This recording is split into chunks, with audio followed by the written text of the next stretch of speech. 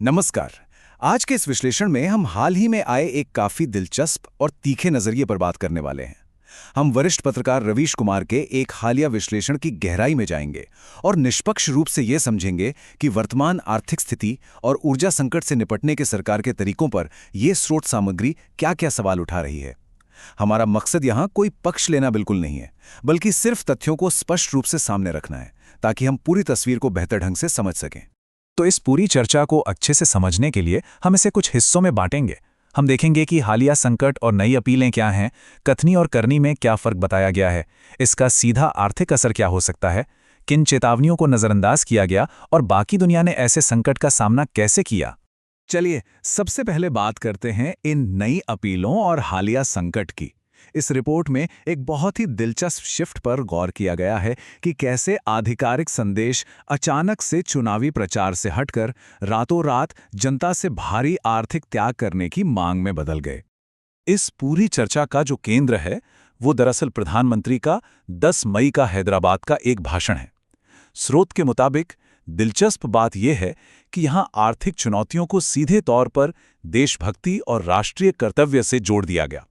तर्क ये दिया जा रहा है कि इस तरह की भाषा का इस्तेमाल आर्थिक चुनौतियों का असल भार आम लोगों पर डालने के लिए किया जा रहा है। और अगर हम नागरिकों से की गई इन अपीलों की लिस्ट देखें तो ये काफी लंबी है। मतलब 1 साल तक सोना ना खरीदना, शादियों के लिए विदेश यात्रा से बचना, पेट्रोल डीजल बचाना, वर्क फ्रॉम होम करना और यहां तक के खाने के तेल का इस्तेमाल कम करना। इस विश्लेषण का तर्क ये है कि इन मांगों के जरिए विदेशी मुद्रा और ऊर्जा सुरक्षा को संभालने का जो काम राष्ट्रीय स्तर पर होना चाहिए था, उसका पूरा बोझ अब आम आदमी का फर्ज बना दिया गया है। अब यहां से कहानी थोड़ी और दिलचस्प हो जाती है। हमारा दूसरा बिंदु है कथनी बनाम करनी।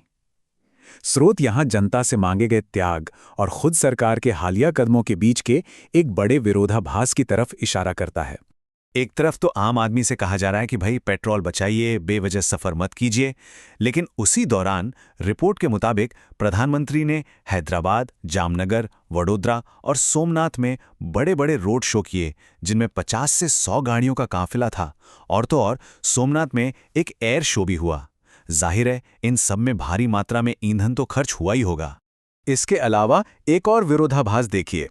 नागरिकों से अपील की गई कि देश के डॉलर बचाने के लिए अपनी विदेश यात्राएं रद्द कर दें, लेकिन ठीक उसी वक्त देश का शीर्ष नेतृत्व 5 दिन के यूरोप दौरे पर निकल जाता है। स्रोत सवाल उठाता है कि ऐसे में जनता से की गई इन अपीलों को भला कितनी गंभीरता से लिया जाए। चलिए अब आते हैं तीसरे पहलू पर, यानी इसका सीधा आर्थिक प्रभाव। ये अपीलें सुनने में तो शायद बहुत आसान लगें, लेकिन अगर इन्हें सच में लागू कर दिया जाए तो आम आदमी की जेब और देश की अर्थव्यवस्था पर इसका क्या असर होगा। जरा सोचिए, अगर देश सच में 1 साल के लिए सोना खरीदना बंद कर दे तो क्या होगा। विश्लेषण चेतावनी देता है कि इसके नतीजे काफी भयंकर हो सकते हैं, क्योंकि जो स्वर्ण क्षेत्र है ना, वो हमारी जीडीपी में पूरे 7% और देश के कुल निर्यात में 10 से 12% का भारी भरकम योगदान देता है। इसे अचानक रोकने से पूरी आर्थिक श्रृंखला ही चरमरा सकती है। और इसका मानवीय प्रभाव वो तो और भी चिंताजनक है। मुख्य रूप से ओडिशा और बंगाल से आने वाले लगभग 50 लाख कारीगर परिवार अपनी आजीविका के लिए पूरी तरह से सिर्फ इसी व्यापार पर निर्भर हैं। इस एक मांग के कारण वे सब अचानक बेरोजगार हो जाएंगे, और इसकी भरपाई कैसी होगी ये किसी को नहीं पता। ईंधन के क्षेत्र में भी आंकड़े कुछ ऐसा ही इशारा कर रहे हैं। इस विश्लेषण में बताया गया है कि चुनाव के मौसम में कीमतों को बढ़ने से रोकने के लिए तेल कंपनियां रोज लगभग 1700 करोड़ रुपए का भारी घाटा सह रही थी। पेट्रोल पर प्रति लीटर 24 रुपए और डीजल पर 30 रुपए का नुकसान। जाहिर है चुनाव के बाद ये एक ऐसा दबाव है जो आम जनता पर ही फूटना है। और इन अपीलों के बीच स्रोत ने नए लेबर कोड्स के लागू होने पर भी सवाल उठाए हैं। मजदूर यूनियनों की माने तो इस आर्थिक दबाव के समय में इन नियमों के आने से काम करने वालों की टेक होम सैलरी घट सकती है। सबसे बड़ी बात, कारखानों के लिए अब बिना सरकारी इजाजत के 300 तक कर्मचारियों को निकालना आसान हो गया है, जिससे रोजगार की सुरक्षा पूरी तरह खतरे में आ गई है। चलिए अब अपने चौथे बिंदु की तरफ बढ़ते हैं। स्रोत के अनुसार क्या इस संकट को पहले से भांपा जा सकता था? आइए उन चेतावनियों की अनदेखी की टाइमलाइन देखते हैं।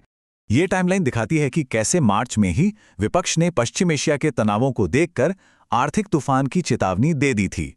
लेकिन अप्रैल में सरकार ने आश्वस्त किया कि गैस आपूर्ति बिल्कुल ठीक है।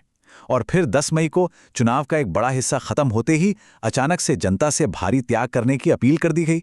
ऐसा लगता है कि चुनाव के दौरान असलियत को कुछ हद तक जनता से दूर रखा गया। हमारी बुनियादी तैयारी कितनी थी, इसे समझने के लिए स्रोत ने ब्लूमबर्ग की एक रिपोर्ट का हवाला दिया है, जहां चीन के पास 1.25 अरब बैरल का विशाल सामरिक तेल भंडार था, वहीं भारत के पास सिर्फ 21 लाख बैरल। ये भारी अंतर साफ दिखाता है कि अचानक आए संकट से निपटने के लिए हमारे पास कोई मजबूत बैकअप या ठोस सुरक्षा कवच नहीं था। तो फिर बाकी दुनिया ने क्या किया? हमारे 5वें और आखिरी खंड में हम यही देखेंगे कि बाकी देशों ने इस वैश्विक संकट का सामना कैसे किया और हमारी नीतियां उनसे कैसे अलग रहीं। देखिए, फिलीपींस ने खतरे को भांपते ही शुरुआत में ऊर्जा आपातकाल घोषित कर दिया। ऑस्ट्रेलिया ने तुरंत पेट्रोल पर टैक्स और आयात शुल्क घटा दिए। उधर यूनाइटेड किंगडम ने अपने नागरिकों को बचाने के लिए बिजली बिलों पर 100 पाउंड की छूट दे दी। स्रोत का कहना है कि इन देशों ने तुरंत राहत पैकेज दिए, जबकि भारत में ऐसा कुछ नहीं दिखा। अगर इस पूरे विश्लेषण को संक्षेप में समझें तो स्रोत इसे किसी अपरिहार्य वैश्विक घटना के रूप में नहीं देखता, जहां वैश्विक स्तर पर सरकारें टैक्स कटौती और राहत पैकेज के जरिए अपने नागरिकों को बचा रही थीं, वहीं भारत में सरकार ने त्याग की सूचियां जारी कर दीं और आर्थिक सुरक्षा का पूरा दारोमदार नागरिकों की देशभक्ति पर डाल दिया। ये विश्लेषण इस पूरी स्थिति को पिछले एक दशक के एक पैटर्न के रूप में देखता है। 2016 में नोटबंदी के दौरान लाइनों में लगना, 2020 में महामारी के दौरान थालियां बजाना और अब 2024 में अर्थव्यवस्था के लिए अपने ही पैसों का त्याग करना। स्रोत का तर्क है कि जब भी कोई बड़ा संकट आता है तो आम जनता को ही सबसे आगे कर दिया जाता है। और अंत में ये विश्लेषण हमें एक बहुत ही गहरे और विचारणीय सवाल के साथ छोड़ जाता है। जब भी कोई राष्ट्रीय या आर्थिक संकट आता है तो आखिर एक नागरिक के कर्तव्य की सीमा कहाँ खत्म होती है और एक चुनी हुई सरकार की जवाबदेही कहाँ से शुरू होती है? इस जटिल सवाल पर जरूर विचार कीजिएगा।